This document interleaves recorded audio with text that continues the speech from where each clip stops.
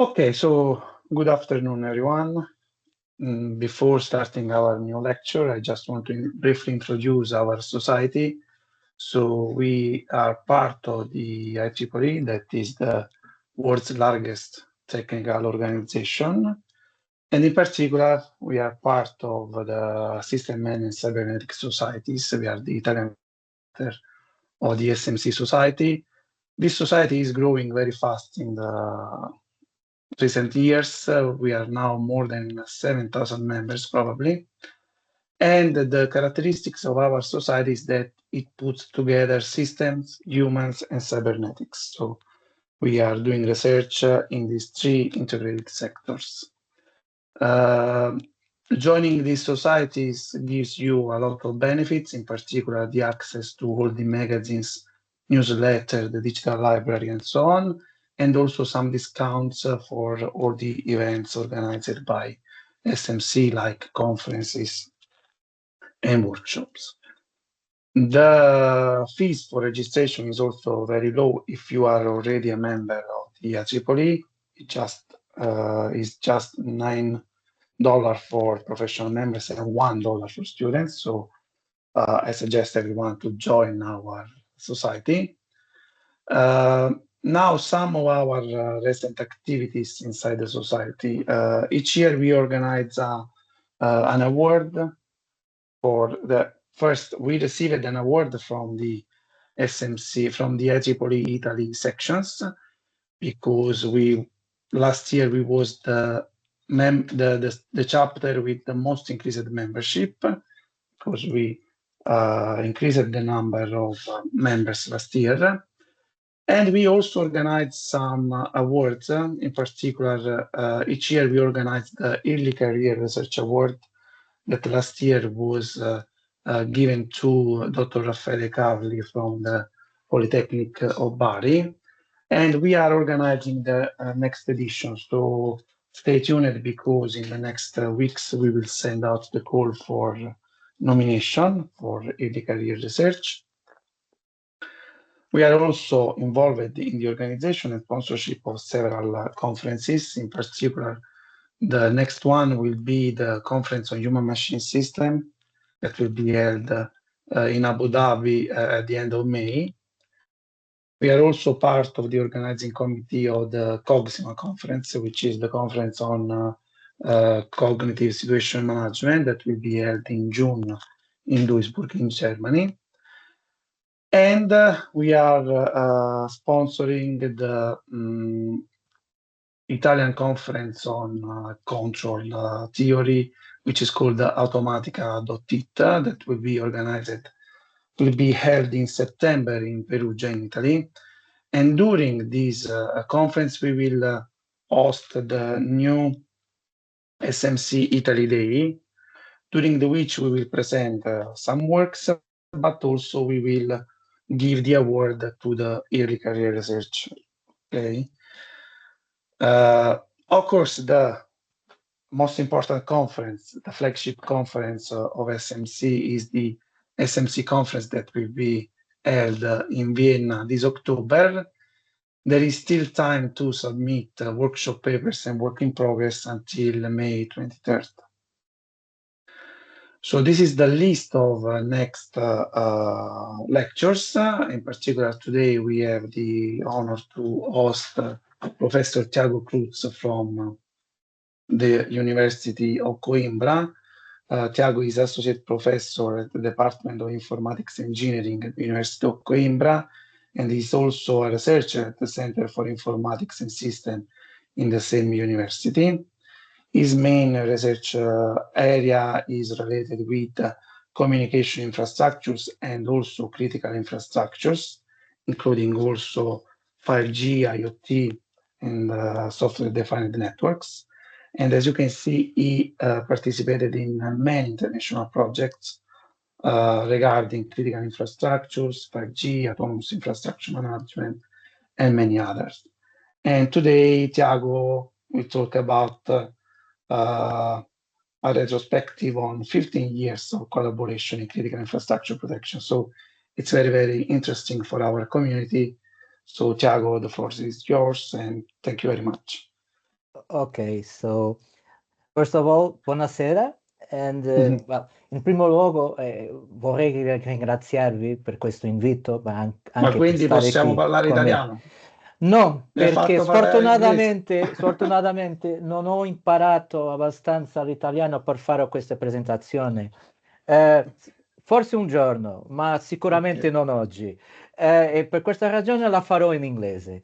ok. Eh, Let me just switch the slides and oh, I hope you're seeing the cover slide. Yes. Okay, presentation mode. Okay, that's it. So, well, presentations are already made. That's perfect. So I can skip the first one that you already are familiar with the title, fortunately, but also about me because I already have been presented better that I would do for myself. So way better. So I can skip and well, usually I like to start this presentation because it's about something that means a lot for me. Also to present where I come from. Okay, I come from Coimbra.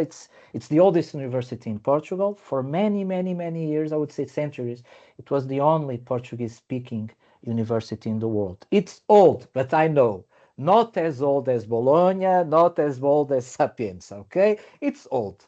I'm aware that I was told that it's the 12th oldest university in the world, so not bad. Okay, and well, we have some curious aspects. One of them, we have a clock tower that is nicknamed the goat. It has to do with the fact that students hated it. Okay, it was the clock tower that signaled the beginning and the end of classes, so necessarily it was not loved by students, and that's the reason why they call the clock tower the goat. And yeah, we have an official uniform because this university was born out of a theology university. So we have a uniform that is different for professors and for students, and it resembles the one that you see on Harry Potter movies. There are some jokes about it. It is said that J.K. Rowling, once she was living in Portugal, she saw the uniforms and she got inspiration from them. I don't know really. So and well, also to explain why this subject and why this.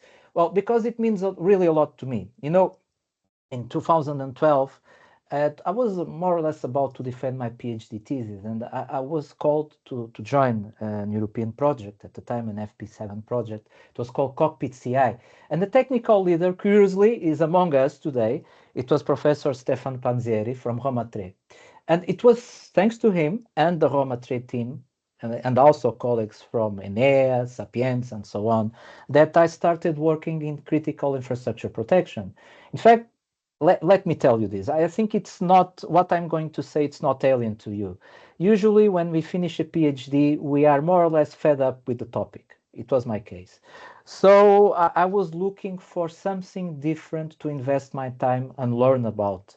And this was my opportunity. Okay. And this opportunity was given to me thanks to this collaboration with Italian partners. Okay, and then in 2016 we had a follow up. It was Athena. Athena was a second chance that we had to improve lots of ideas that eventually emerged during Cockpit CI, but well, we couldn't implement it because we didn't have time for all of that. Okay, and well, by that time, my Italian colleagues were not colleagues anymore. They were friends. Okay.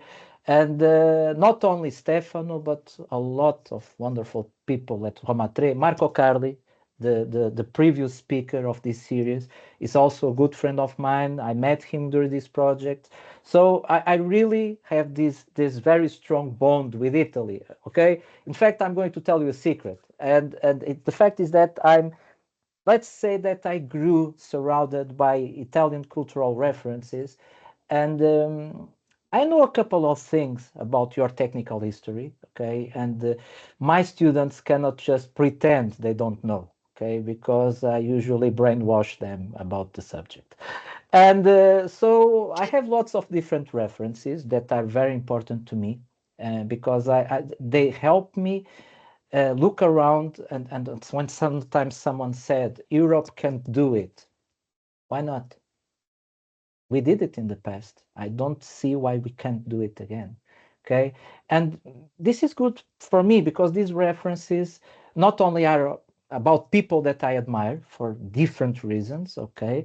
Some of them, like the case of Adriano Olivetti, it's a question of almost some utopia, but you have to believe in something. But in fact, yeah, they are important to me, and I have a very strong bond with Italy. So well, when I say that this presentation is about collaboration, about what we achieved together, it's something that really matters a lot to me, okay?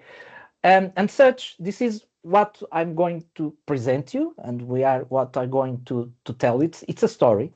To a certain extent, it's a story.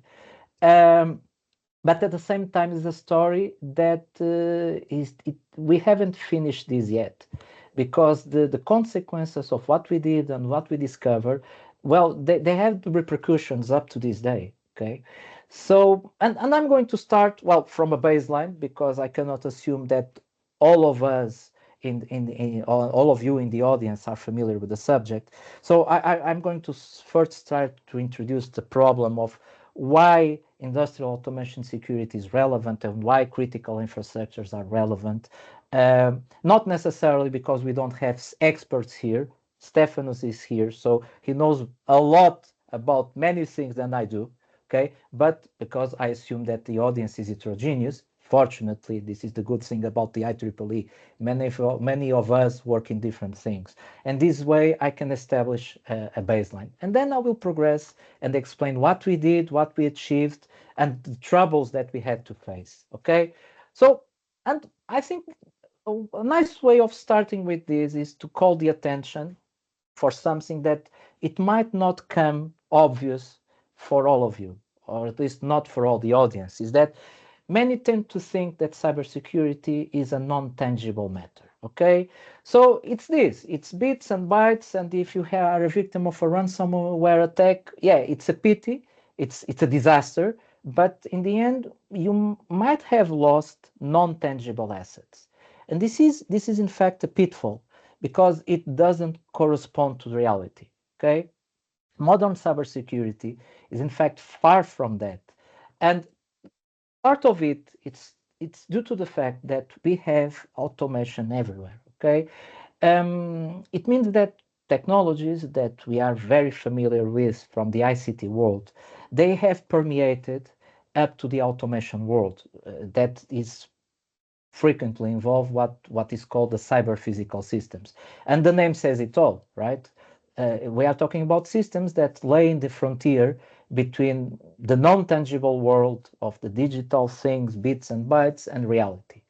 And quite often, these automation technologies are in charge of what ENISA calls, and it's the European designation for it, essential services. So, and to summarize, it's things that we cannot live without. It's the services and commodities that make it possible to have our modern standards of life. And of course, this is good, okay? But at the same time, implies that we have a problem.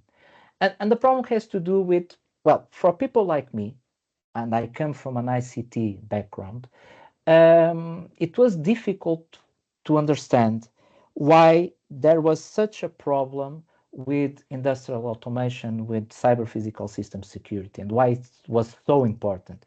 At the beginning, I have to admit it was difficult for me to understand.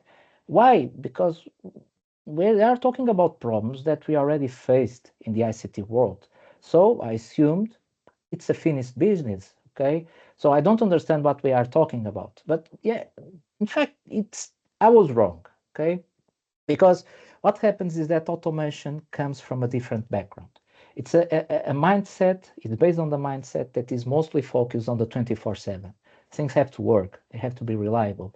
But security was not necessarily a priority. The idea of this, if you are familiar with automation history in the early systems, they were fundamentally islands. Okay, they were air gapped. So it was implicitly believed that this air gap was a guarantee of security.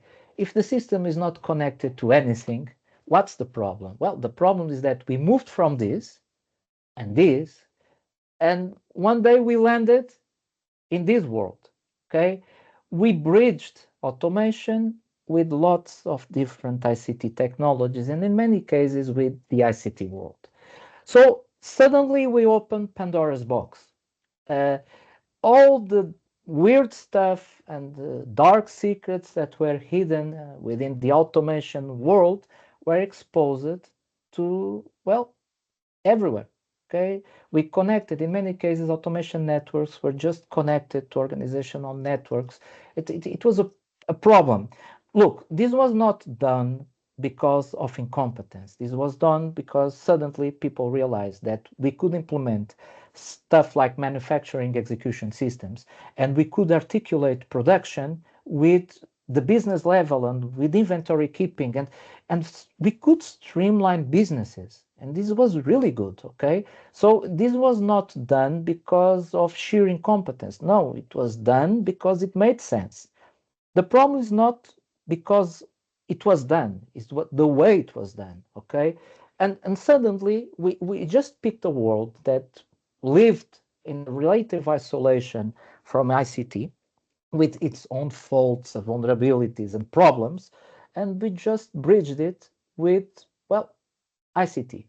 And ICT, we already know how it works. Okay, so it's no surprise what happened next, because many automation infrastructures are in charge of critical infrastructures and essential services. So they are desirable targets for many reasons, and you already know how it works. The laws of warfare have changed. Okay, we still have, unfortunately, we still have wars. Start thing number one, but warfare has evolved. Now we have cyber warfare, and that concept exists for a good reason. It's because it's cheaper. You can cause damage without dropping a single bomb or putting a plane in the air. Because just to keep a fighter plane in the air, it's like having the taximeter starting, okay, per each hour of flight. And I'm not talking about weapon systems and all that stuff, okay? Just to keep the plane in the air is expensive. So, of course, necessarily, many nation states and many groups started figuring out if they could do damage without the expense. And it happened, okay? And it happened from a very early point, because in 2007, it happened in Estonia. It is suspected that it happened in 2008.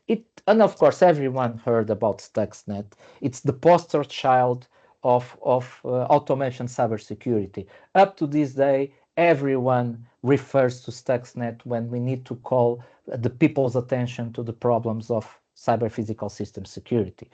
And but there's a good reason, because it was effective, right? Because someone managed to just hamper a nuclear program by using malware. Whoa, this is serious, okay? Because the usual procedure until that moment was very different in the Middle East. Here, it was not. Nobody knows who was the culprit. There are lots of speculation about it. I'm not going to delve into that. But it was effective, and it delayed the program, okay?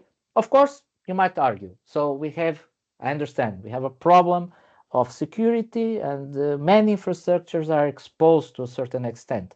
But for God's sake, it was 2007. We're in 2025. Someone certainly has fixed that for now, right? I don't know, because I will let you judge by yourselves.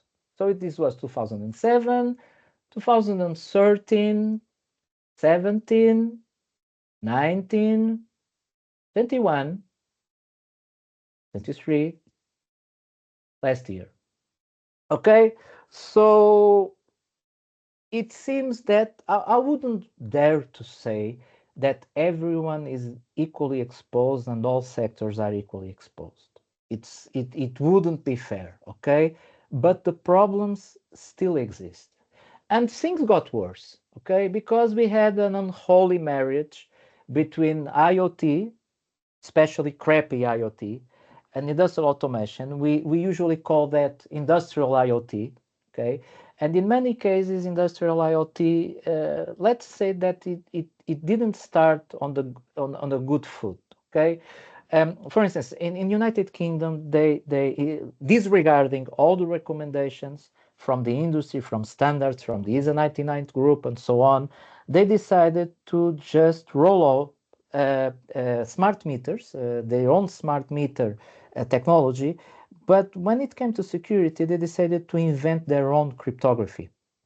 And what they did was at, I don't know, clear text level. Okay, so they suddenly exposed lots of smart meters to attackers. You might argue, but is it important? It's a smart meter, for God's sake. It is.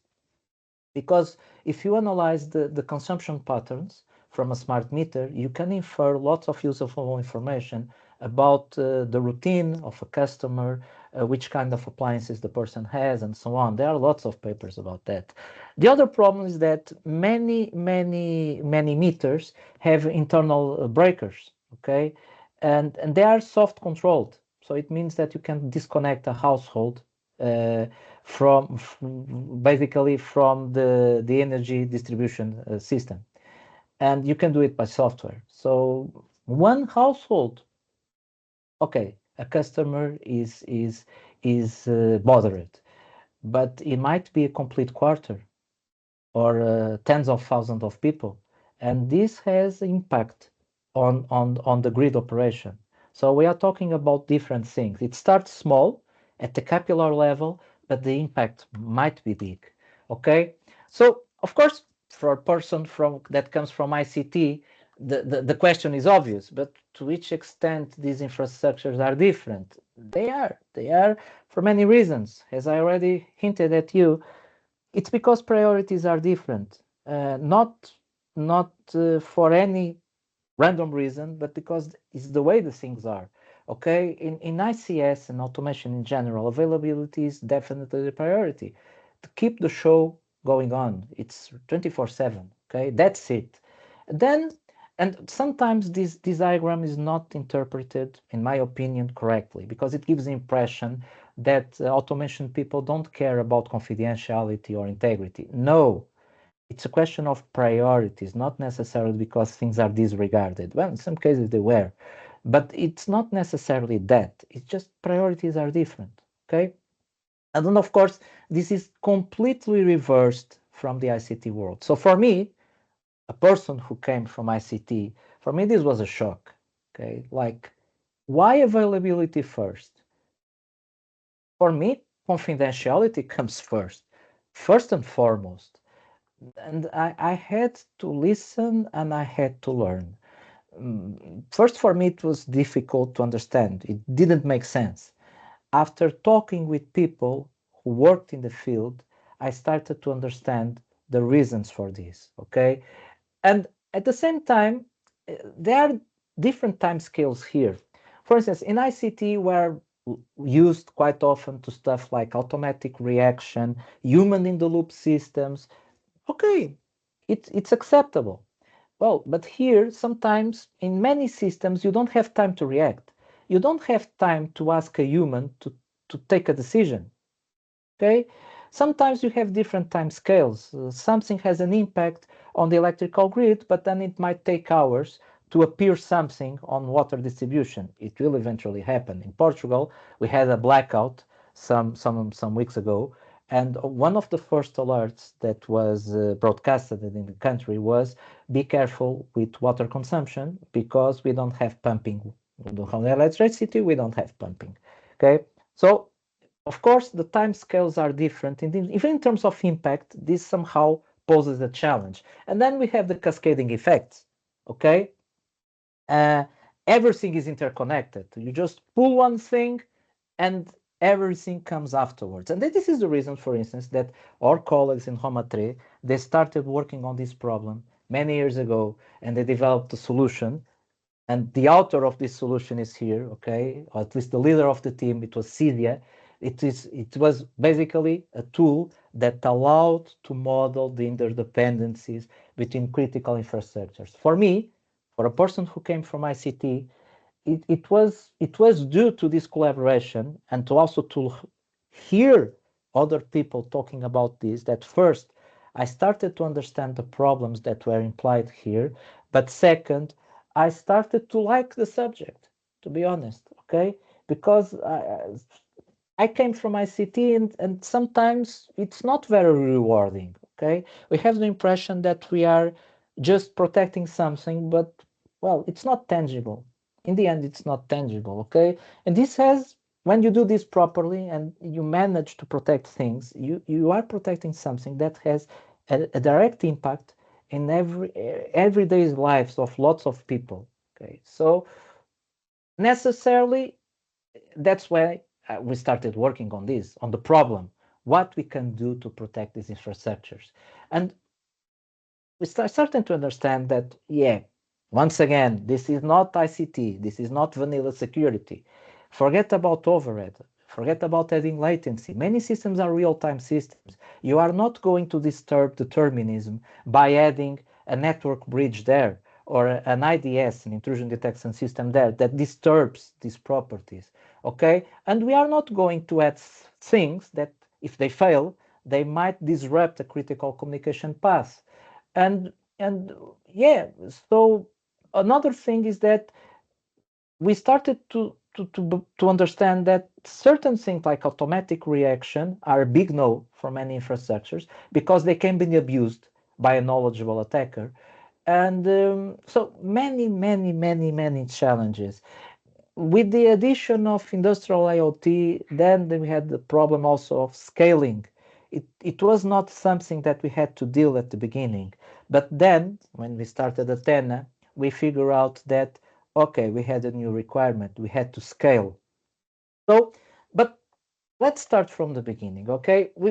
When I started working on this, I entered this topic. I started working on this topic on the aftermath of the project that was called Michi.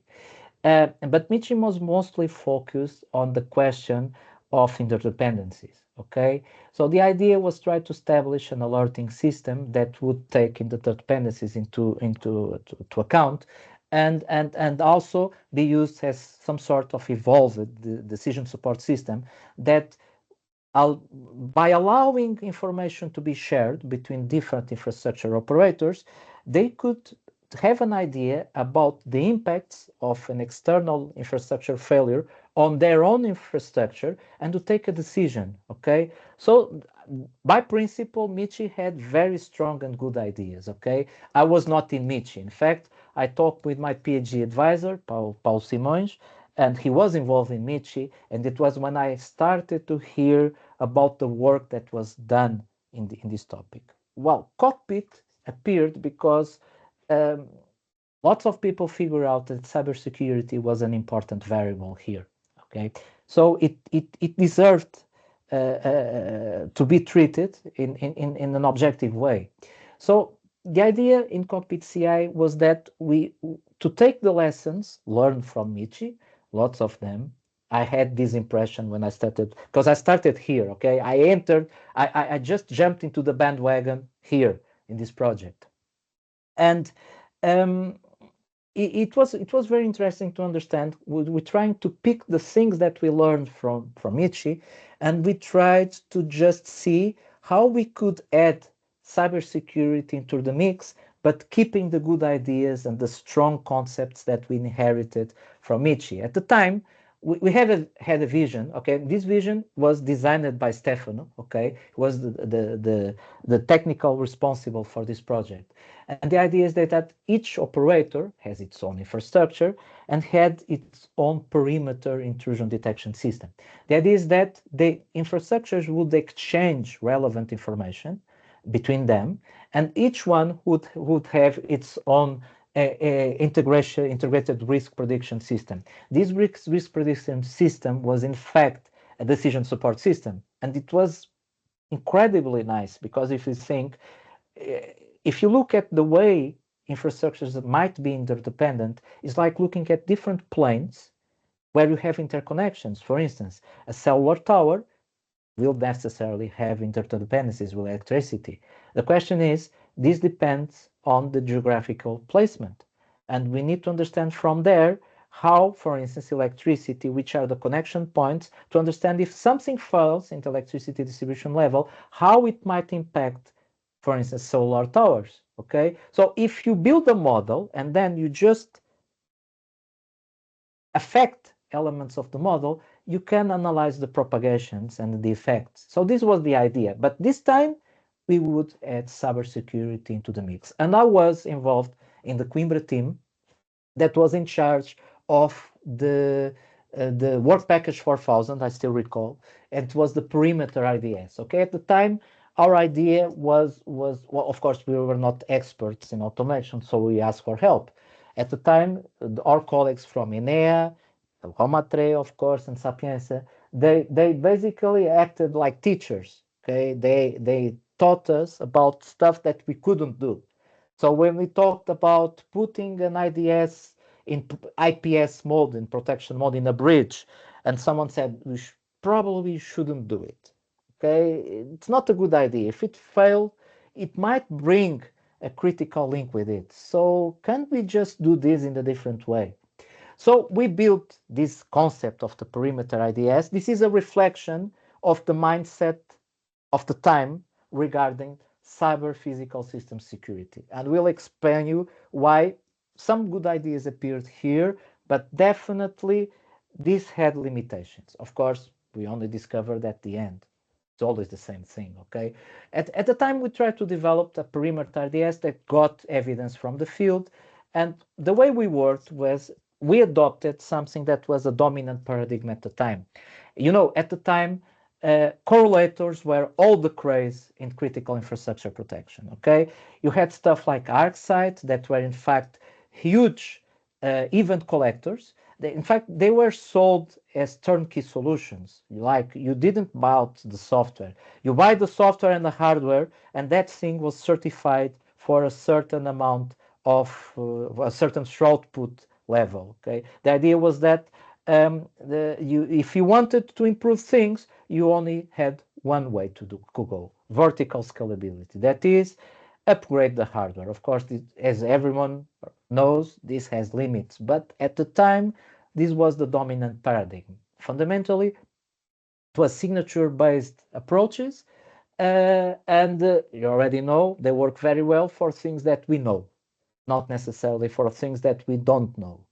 And at the time, we tried to learn from seminal work, like the ISA 99 work around the Purdue model that already tried to establish a layered approach to the infrastructure that separated field networks, process networks, control networks, organizational networks, and tried to establish divisions, perimeters between them. So we went after that, okay, and we created a solution that used two levels of correlation.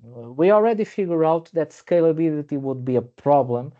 So the idea was we have correlators customized for each domain with rules that have something to do with the kind of protocols and the kind of services of the kind of nodes that you find there.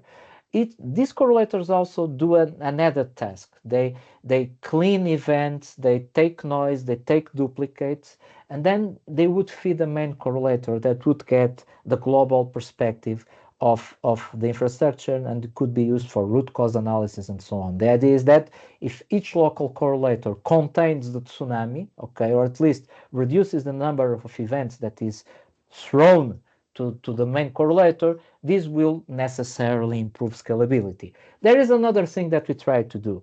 We try to add some sort of extra smartness into the mix. And at the time, we try to use one-class support vector machines. For the ones of you that are familiar with the subject, well, at the time, this was one of the most popular approaches to deal, for instance, with anomaly detection in network traffic. So we added to the signature-based, rule-based correlator solution, we also add the one-class support vector machines, okay? So this is pretty much the idea of the global architecture. It worked, but most likely what we learned from this was way more important than the architecture itself, okay? The first thing is that, yeah, one class support vector machines. That's very nice, except it for if you are looking from the perspective of an operator, this means that you have to train the model for each scenario, for each domain, and you cannot just transport this to another domain. You have to train again. So this implies operator overhead. Yeah, it showed adequate performance, I would say, encouraging performance, definitely. But at the same time, when we asked ourselves the question, so what we really want, what happens if we really want to put this into production? Maybe it's not that easy, okay? It was something that we learned. The other problem is that when you say, oh yeah, I can detect anomalies with a certain degree of accuracy, yeah, percentages are important, but if you look at the sheer amount of events that are involved, okay, it doesn't take a lot of false alarms to just desensitize an operator. That's the other problem, okay? And so let's put it this way. It worked. It fulfilled the requirements. But I would say that the most valuable part of these were the lessons, okay? We cannot transfer the model to another architecture. Sometimes we even change something in the topology and we have to retrain everything, okay? Correlators, yeah, what they do well, but they don't scale very well. Okay, and so in terms of maintenance, with this was expensive, I would say, and moreover, if you looked at the benefit, and then the world moved on. So suddenly everyone was talking about industrial IoT, and suddenly we faced a harsh reality: is that the model, the concept that we tried of the infrastructure that we wanted to protect, was an enclosed silo. But the modern automation infrastructure, in many cases, especially the one related to utilities, had acquired capillarity properties. You had stuff being placed at the customer doorsteps. So we are talking about massively distributed systems, and it's very difficult to just keep up with this. Okay, correlators definitely they are not adequate to deal with this problem. Okay, we had to just up the ante, and we had to move back to the drawing board, and it was when Athena started. And for security, one thing that was suggested when we proposed Athena is we tried to introduce the concept of data-driven security. At the time, we call it the big data CM. CM is the acronym for Security, Information, and Event Management. And it was well accepted and well received by the consortium, and we really proposed that. So at the time, we decided that we would approach security from a big data perspective. So the same way telecom operators had dealt with tons of events over the years, and trying to learn from all the use cases that had to deal with this. So we try to approach security from an unconventional point of view. By this time, most of the solutions were still focused on correlators, rules, a little bit of extra smartness there, but you don't rely a lot on it. We try to just go after, well, basically two paths that we followed in parallel. The first one, try to build the big data solution, approach security from a big data oriented perspective, data driven, but at the same time trying to understand how emerging paradigms like software defined networking and network function virtualization could be leveraged to improve security. For instance, at the time, our colleagues from Roma3 proposed a very interesting idea that was software defined security. Okay, and we worked together on that, and lots of interesting ideas spawned from that effort. Okay, so we decided we had some big bullet points that we wanted to address. Okay, so first and foremost, forget about correlators.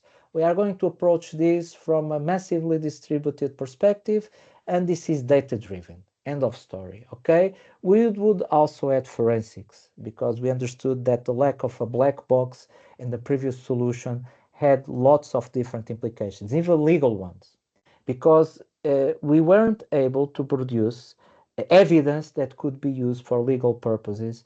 Even it was acquired from the infrastructure, we didn't have the mechanisms to persist that evidence and to guarantee the integrity of the evidence if it was needed to be used for defensive of to be used as proof in the court of law. Okay? And we tried to introduce also different approaches, more or less decentralized to anomaly security, anomaly detection. And well, this was our blueprint. Okay, so this was we tried to understand first. At the time, we didn't use this term. Nobody talked about edge computing, but in fact, we had a solution that leveraged that because we had an edge layer where the domain processors were placed near to the places where we need to collect evidence. All of this was replicated and horizontally scalable. So here the idea of the domain processor was to receive evidences from the field, normalize events, and transport them to the upper layer that was the big data security, information, and event management. Here, we were not sure how to address the problem. So we stole a page from the book of tricks from the telecom operators. You know, like in software engineering where you have templates. Well, it happens that when it comes to heavy event processing, one of the first industries that had to deal with this was telecom. So if you look, you have templates like the CAP architecture, the LAMB architecture, and so on, that they were designed by the Ericssons of this world, for instance, to deal precisely with this problem. So here what you have at the upper layer is what we call the LAMB architecture. With the fast path, you work with time windows, so you have limited memory, but you detect and act fast, and a slow path that worked with all the memory that we could persist on the data lake, and it could be used to detect trends and more discrete things that might not be obvious or not detectable by your just using time windows overlapped over the data stream.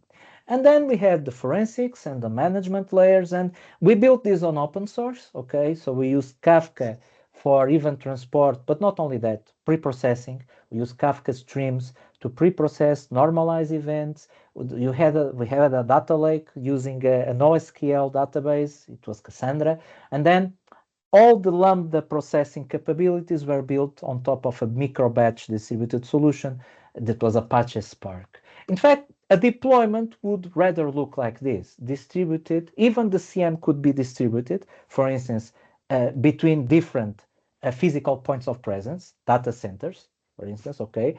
And this was meant to scale, but not only to scale, to be robust.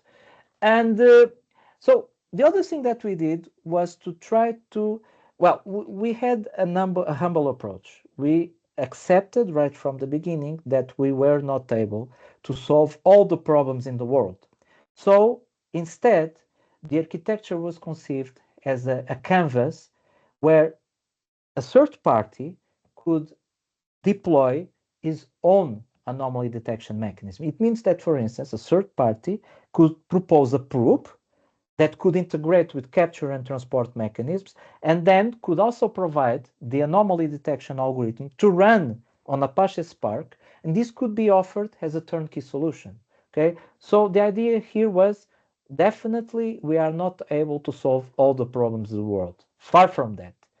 Maybe it's a more sensible approach will be to offer an architecture that can be used by others to deploy their own mechanisms. So this was the other reason why we conceived the Athena anomaly detection system like this.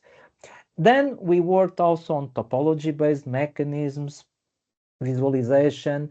We developed the forensics and compliance auditing because then realized that stuff like ISO 27000 was important. So we discovered that the forensics black box was not only good for forensics purposes, but also to audit compliance with policies. So we developed a system based around the concept of policy as code that could be, but basically you encoded the policies that were to be enforced, and the system was able to search for non-conformities and warn operators when a serious non-conformity was registered. So because policies are very good, but if you don't monitor them, they are useless. It's like laws, okay? If you don't enforce the law, it's just a sheet of paper. And at the same time, we developed new proofs, okay? We worked on different concepts. Some of them emerged from Cockpit CI, like the SCADA honeypot. We had one of the first honeypots that tried to pretend that it was a programmable logic controller. In fact, it's contemporary to another one called Compot. It's difficult to discover which one appeared first because if you cross the date of the papers where we published the idea with the date of the when Compot was announced, it's difficult to figure out that. In fact, what happened is that we never have a rivalry because the Compot didn't contact us and we worked with them. There was even an idea of fusing both approaches, but with time we forgot about it and we never worked on that in a serious way. The other device that we conceived was the shadow unit. This was a counterpart to a very interesting concept that was developed in Romatre, that was some sort of a gateway that isolated the Modbus API from the real device. So we figured out that idea was really good because if you cannot change the protocol, it's the next best thing. So here we decided to conceive something that was complementary. Here basically we supervised the network side and the physical side of automatas, and the idea is that you train a device to learn what was the normal behavior, and then after some time the device would search for deviations. Many of these deviations would not necessarily be because of an attack. They could be because of a malfunction, okay? And we evolved this architecture, and you will see what happened next, because it didn't end here. In fact, we kept the concept, and it evolved later on, and it had a second life on other projects. We also introduced another interesting concept. At the time, it was really interesting and different. It was the virtual proofs. Usually, you deploy security components, boxes that you put there. Here we assumed something. Imagine that one day in the future, don't forget 2016, everyone will have a software-defined network. What if we can have a library of templates, proofs, containers, okay, I can call them by name, and I can just deploy them in the infrastructure by point and click. Like I want to deploy a data diode there. So I want to just activate an unidirectional connection with protocol adapters. I want to deploy a honeypot there. I want to deploy an IDS and I want to redirect the flows from this and this link to the IDS. So we explored this idea and we implemented it. And this was one of the most interesting concepts that we developed in Athena. At the beginning, it was not entirely clear for us if this made sense. In the end, we came to the conclusion it made, but the limitations of the SDN technology at the time, mostly OpenFlow, implied that this was not bulletproof. Not the concept, but the underlying technology. Then we had a challenge also, how to reach TRL7, because we promised TRL7 in this project in Athena. That's the other thing that we also learned, in this case from our Israeli partners, that they conceived together with our Italian colleagues and with us, something that was called the hybrid testbed, the HEDVA, where it was not possible to have real TRL7, so this was TRL 6.5. So what they did is that they deployed real devices and they devised models of the infrastructure that are running on top of real networks. So if you attacked PLCs, if you attacked all sorts of equipment, you would see the damage happening. So this allowed us to deploy the components, but in a safe place. That is, without risking production infrastructures. Well, in the end, we managed to have something. Definitely the IDS worked. And but you know what is the most important thing here is that we anticipated what happened later on. You know, at the time we thought, okay, definitely this is the future. It's a data-driven approach. It's the only way of scaling. We had some uncertainties. For instance, this is expensive. This is, in terms of infrastructure, the solution that we proposed, this is expensive to keep and maintain. So will the industry follow? It seems they did. Because if you look at Splunk, and Cisco bought Splunk recently for a small fortune, what they are doing is precisely this. It's data-driven event management. And all the significant players in this field, they did precisely this. So I can really say that with some pride that, well, we did it, okay? We anticipated something that happened later on. So, of course, projects come to an end. So what happened to the SSU and all the stuff that we did? Well, it lived on. And not only we had partners like ISE that they conceived commercial solutions on top of the outcomes of Athena, okay, that we also leveraged lots of different outcomes from these projects in our own developments. For instance, we had a solution for smart cities called MobiWise. It was a Portuguese project where we picked the software-defined networking and NFV-based virtual proof system. We evolved it to support also P4, and we deployed it in this scenario. It was a smart city in Aveiro, and we also implemented here the data diode. Okay, this was one of the next steps for the virtual proofs that were conceived in Athena. The same time, we had another project with the telecom operator, Portuguese one, Altice, where we developed a security framework for 5G. Well, the architecture that was used for transport, processing of events, and so on, you know what? We refined it and we deployed it here, of course, with the necessary adaptations for the 5G environment. What about the hybrid testbed? Well, the hybrid testbed is an amazing idea. So good that we implemented our own offsprings of that concept. So here at Coimbra, we built our own hybrid systems that we use for training. Okay, we use them for IoT LAN. Basically, we created 5G LANs to host industrial IoT environments, and to make the demonstrator, we used this approach, the approach that we learned from Athena, and we come to love so much. Okay, we adapted the idea and we leveraged it to create the demonstrators for the smart 5G grid project. That was another project that was focused on how we can support grid sensitive services on top of 5G LANs and 5G isolated environments. And even the SSU, well, the shadow security unit had an offspring. You know for what? For building automation. It was the building automation and control system, IDS. In fact, we started from the basic building blocks and we adapted it for KNX.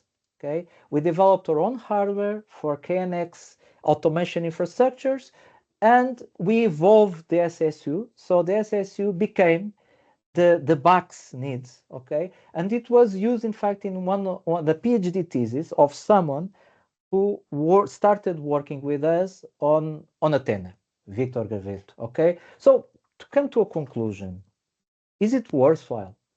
Definitely. Okay, for me it was, because I had a fresh PhD, and this quick started my career. Okay, not only that, it showed me from a very early stage to which extent cooperation can be powerful and useful. Look, I would never touch this subject, never, without these projects, without all the people that I had the privilege of working with, okay, and from whom I learned so much. and up to this day, okay, they are still friends. Unfortunately, we haven't had the opportunity to be involved in more projects recently, but it doesn't matter, okay, because we speak with each other, we still keep in touch because, well, in the end, it's friendship and maybe an opportunity for another project. You never know. We are always looking for opportunities. Definitely, this one thing is, for me, it was clear. Okay, in the end, you can be as good as the people that you work with. Okay, if you share a vision, a good vision with good objectives, and you believe in the team that you have, well, we can do a lot.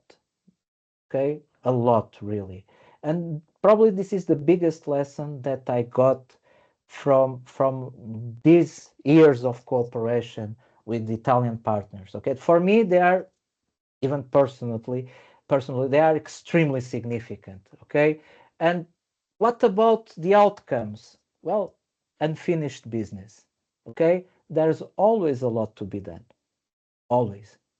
And this is good, this is science, right? Finished business are never good for us. If we have another problem to work with, if it is encouraging, if it is interesting, let's do it. Okay. So, in my opinion, there is still a lot to be done. Let's tackle the problems one at a time. Okay. And well, I finish here and I thank you for your attention. Okay. Thank you very much, Tiago. Very, very interesting. I loved your last sentence regarding the fact that it's very important. The people that work with us, I'm trying to explaining this also to the students in my lab, that is very important, that they need also to work together and share the vision with their colleagues. So I have several questions, but I don't know if in the audience there are some questions for Tiago.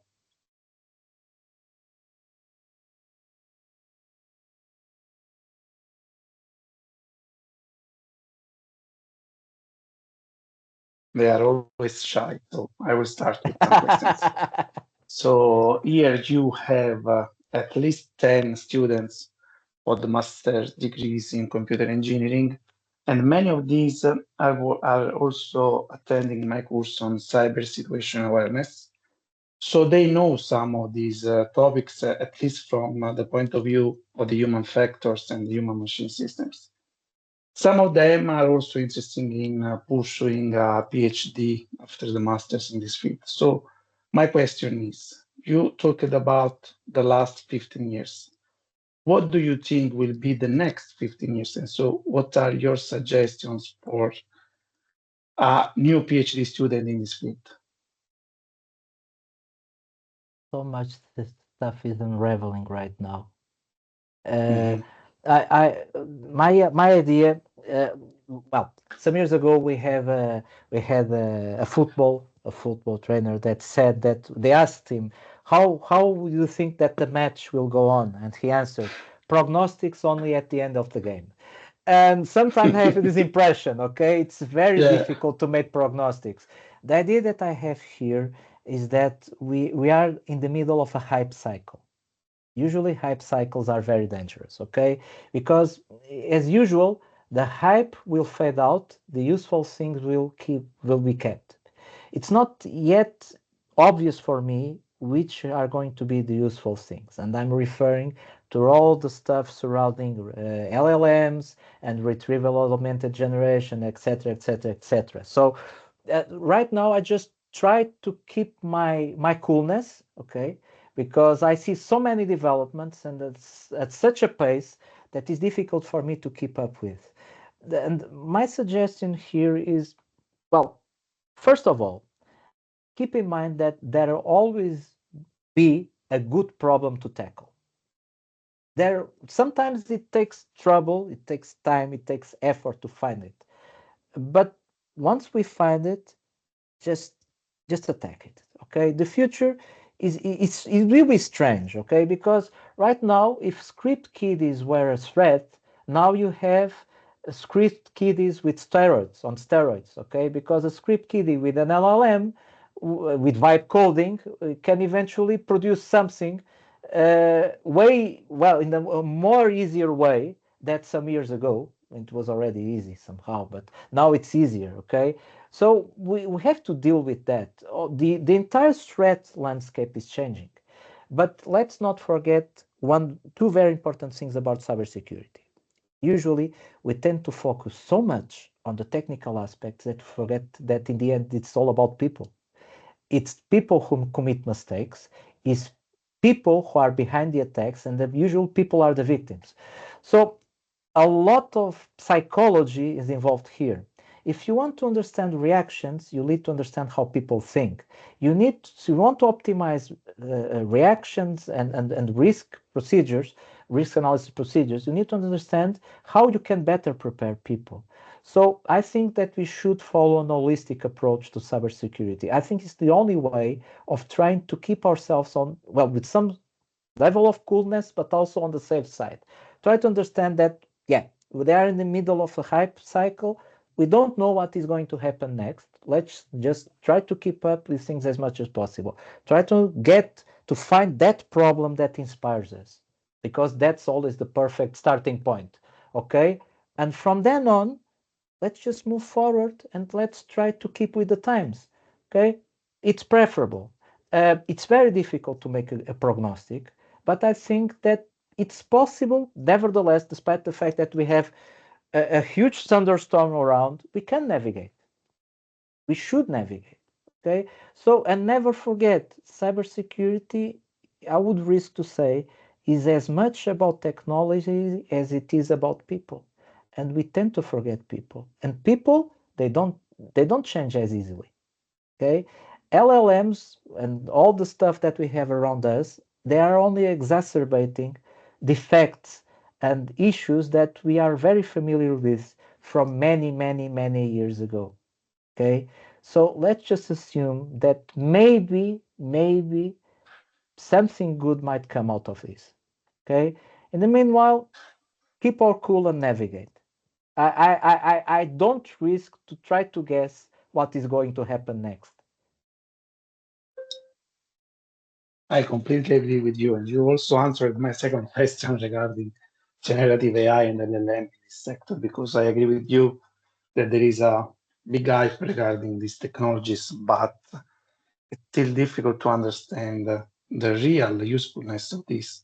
Sometimes it just seems that it's a trend, and so you need to use LLM and generative AI if you want to publish on some journals nowadays.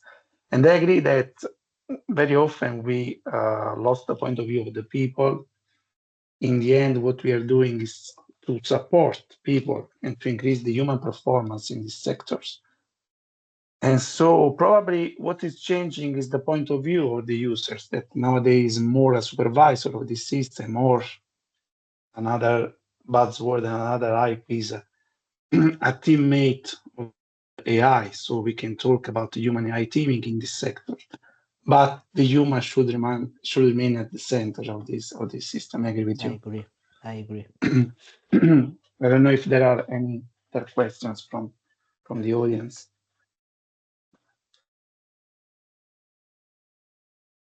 Well, I would like to really thank Tiago for being here and for accepting our invitation to this speech and talk. Thank you for your journey around the research and your personal journey in this path and in this topic. And yeah, we already touched some hot topics in this field. And I was also thinking about Industry 5.0. So all the idea that the control or the industrial things should be human-centric. So we were already talking about that. Can we think about something, or maybe there is already a path in your perspective of a human-centered cybersecurity in industrial control system, in industry? What do you think about it? I think that we don't even need Industry 5.0 as an excuse to focus on that, to be honest. We should do it, okay? Because, one of the biggest lessons I learned from Athena, and I can share this with you, is that In the end, you know which was the biggest flaw in the solution? It was visualization. Okay, because we are engineers, and you know how engineers treat everything that has to do with user experience and interaction design. We don't care. Okay, usually a good engineer thinks like this. Here you have a table. If you don't understand this, you are stupid. Except if you are feeding a security operator relevant data in a table, you are increasing the probability of that person just missing an important point or an important alert. So we disregarded human factors.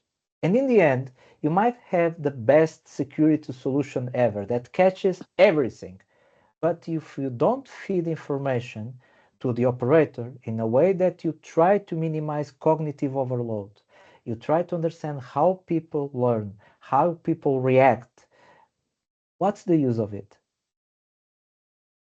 It's useless. Okay? Absolutely, So yes. effective cybersecurity in the end will, I would say, in a great deal depend on preparedness. But you can only achieve preparedness if you train people. At the same time, those persons should be provided with proper interfaces to the system. And we haven't worked on that, I would say, in an adequate way. That's one of the biggest problems that we have right now.